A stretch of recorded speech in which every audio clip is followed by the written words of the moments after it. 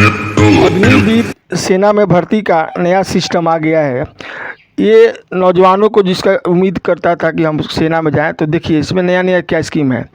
30 से 40 हज़ार सैलरी और 11.70 लाख फंड अग्निपथ के जरिए सेना में भर्ती होने वालों को क्या क्या मिलेगा, ये एक सस्पेंस बना हुआ है। तो मैं आज बता रहा हूँ। देखिए, नई दिल्ली सरकार ने एक योजना बनाई है जिसमें थल सेना, वायु सेना और नौसेना तीनों में युवाओं की भर्ती का 4 साल के लिए होगी।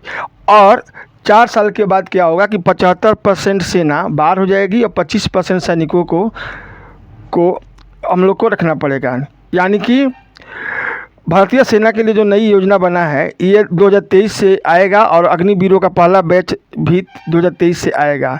4 साल सर्विस के बाद 75% सैनिकों को घर भेज दिया जाएगा और 25% सैनिकों के लिए एग्ज़ाम और मेधा यानी प्रतिभा होगा और उनकी नई फिर से हम लोग का भर्ती होगी, यानी कि नई ट्रेनिंग होगी। अब एक कि अग्निपथ योजना क्या है, तो आर्मी, एयरफोर्स और नेवी में भर्ती के लिए रक्षा मंत्रालय ने एक प्रक्रिया अपनाई है जिसे अग्निपथ नाम दिया गया है और इससे निकले हुए सैनिकों को अग्निवीर कहा जाएगा।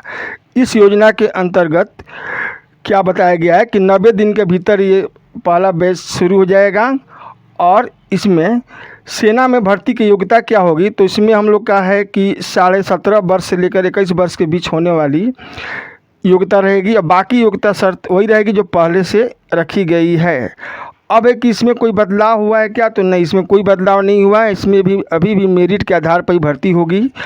उसके बाद है कि इसकी ट्रेनिंग कितनी दिनों की चलेगी, तो नई प्रक्रिया में अग्निवीरों को बेहद टेक्निकल माहौल में ट्रेन किया जाएगा। ये ट्रेनिंग 10 सप्ताह से लेकर के अधिकतम 6 महीने तक चलेगी और ट्रेनिंग पीरियड मिलाकर कुल 4 साल की सर्विस होगी। अब है कि 4 साल के बाद क्या होगा, तो 4 साल के बाद अग्निवीर रेगुलर कैडर के लिए अप्लाई कर सकते हैं और सेना के एक बैच के अधिकतम 25% अग्निवीरों को परमानेंट सर्विस देगी।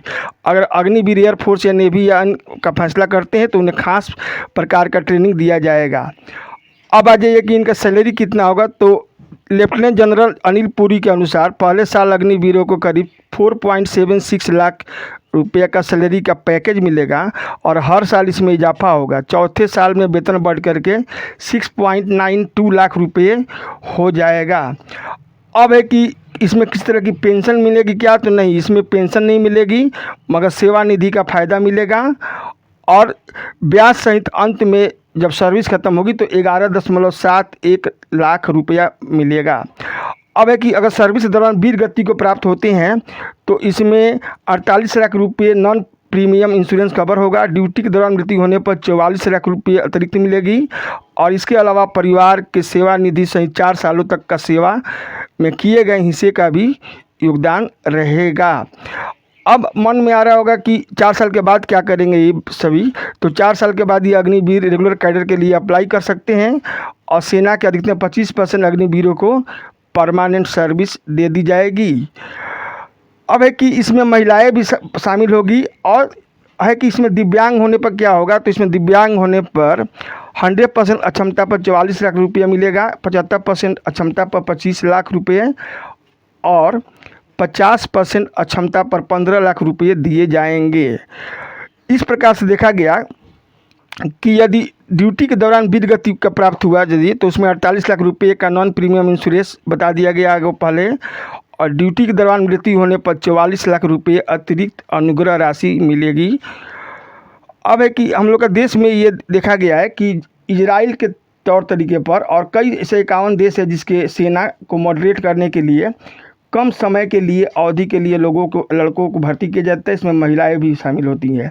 इस प्रकार से हम लोग का देश में ये अग्निपथ से निकले अग्निवीर हम लोग का देश के नए नए टेक्निकल ट्रेनिंग से गुजरेंगे और इस प्रकार से हम लोग का देश की सेना का मॉडर्नेट होगा। यही प्रक्रिया लेकर के हमारे देश में ये 4 साल की प्रक्रिया चल रही है जिसमें उम्मीद रखने वाले जोश से जुड़े हुए युवाओं को मौका मिलेगा और आने वाले समय में बहुत से लोग देशभक्ति के लिए जुड़ पाएंगे और इस देशभक्ति से संस्कारित होकर के देश प्रेम में लगे रहेंगे और देश प्रेम की भावना हमारे देश में बढ़ेगी। यह एक बहुत अच्छा पहल है।